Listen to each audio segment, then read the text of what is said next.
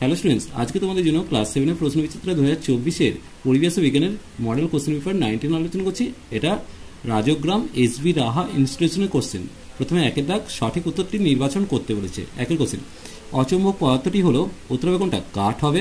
এরপর দুয়ের কোশ্চেন, তড়িতের সুপরিবাহী পদার্থটি হলো, অবশ্যই উত্তর হবে লোহা। এরপর দেখো, টর্চের সেলকে বলা হয় primary cell, secondary cell, tertiary cell, reversible cell, উত্তর হবে প্রাইমারি সেল।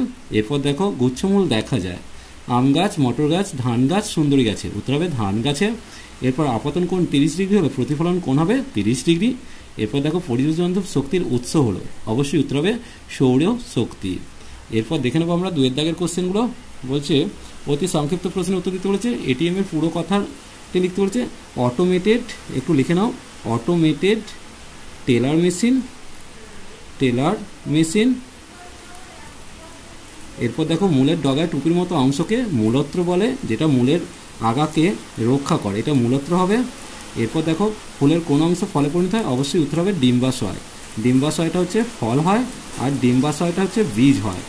অমসৃণ তলে আলোর কী ধরনের প্রতিফলন ঘটে, উত্তর হবে বিক্ষিপ্ত প্রতিফলন ঘটে। তাহলে এই জায়গাটা তোমরা বিক্ষিপ্ত প্রতিফলন কথাটা লিখবে, বিক্ষিপ্ত প্রতিফলন। এরপর দেখো, একটি জীবাশ্ম জ্বালানির নাম লিখতে বলেছে, উত্তর হবে জীবাশ্ম জ্বালানির নাম হচ্ছে কয়লা, পেট্রোলিয়াম ইত্যাদি। ইলেকট্রিক কলিং বেলে কী ধরনের চুম্বক ব্যবহার করা হয়, উত্তর হবে তড়িৎ চুম্বক ব্যবহার করা হয়। এরপর দেখো, ইলেকট্রিক ইস্ত্রিতে কী তার ব্যবহৃত হয়, ইলেকট্রিক ইস্ত্রিতে নাইক্রোম তার ব্যবহৃত হয়, নাইক্রোম। এরপর দেখো, তিনের দাগের কোশ্চেন দিয়েছে, নিম্নলিখিত যে কোনো 6টি প্রশ্নের উত্তর দিতে বলেছে। ফিউজ তারের কাজ কী, চলো বই থেকে দেখে নেব। দেখো, এটা তোমাদের বইয়ের 61টি পাতায় আছে। যে কোনো বৈদ্যুতিক সার্কিটের নিরাপত্তার জন্য ফিউজ তার ব্যবহার করা হয়। এই ফিউজের মধ্য দিয়ে তড়িৎ ওই সার্কিটে প্রবেশ করে, ফিউজ তার খুব কম উষ্ণতায় গলে যায়, ফলে কোনো কারণে খুব বেশি পরিমাণ তড়িৎ এসে পড়লে ফিউজ তার খুব উত্তপ্ত হয়ে ওঠে এবং গলে যায়, ফলে বর্তনীর ছিন্ন হয়ে তড়িৎ প্রবাহ বন্ধ হয়ে যায়, তাই সার্কিটের কোনো ক্ষতি হয় না, ফিউজ তার আবার পাল্টে দেওয়া যায়। এরপর দেখো, দুয়ের কোশ্চেন, সৌরশক্তির দুটি গুরুত্বপূর্ণ ব্যবহার লিখতে বলেছে। সৌরশক্তির গুরুত্বপূর্ণ ব্যবহার হচ্ছে সোলার কুকার চালাতে, এই জায়গাটা লিখবে সোলার কুকার, আর সোলার বাইকও লিখতে পারো, সোলার বাইক। এরপর দেখো, একটি দণ্ডচুম্বকের জ্যামিতিক দৈর্ঘ্য 10 সেমি হলে চুম্বকের চৌম্বক দৈর্ঘ্য কত? দেখো, চৌম্বক দৈর্ঘ্য সমান জ্যামিতিক দৈর্ঘ্য গুণিত 0.86। তাহলে এখানে জ্যামিতিক দৈর্ঘ্য 10 লিখলাম, গুণিত 0.86 লিখলাম। এরপর 10 দিয়ে গুণ করলে কত হবে? 8.6 সেন্টিমিটার হবে। এরপর দেখো, একটি আদর্শ ফুলের চিত্রাঙ্কন করে 4টি অংশ চিহ্নিত করতে বলেছে, চলো দেখে নেব।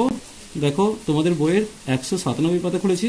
এটা একটা আদর্শ ফুল অর্থাৎ জবা ফুলের চিত্র। এখানে তোমরা 4টে অংশ দেখাবে। 1 নম্বর হচ্ছে বৃতি সবুজ রঙের, তারপর দলমণ্ডল, এই যে লাল রঙের এই অংশটা দলমণ্ডল, তারপর পুংকেশ্বর চক্র, তার উপরে গর্ভকেশ্বর চক্র, এই 4টে অংশ চিহ্নিত করবে।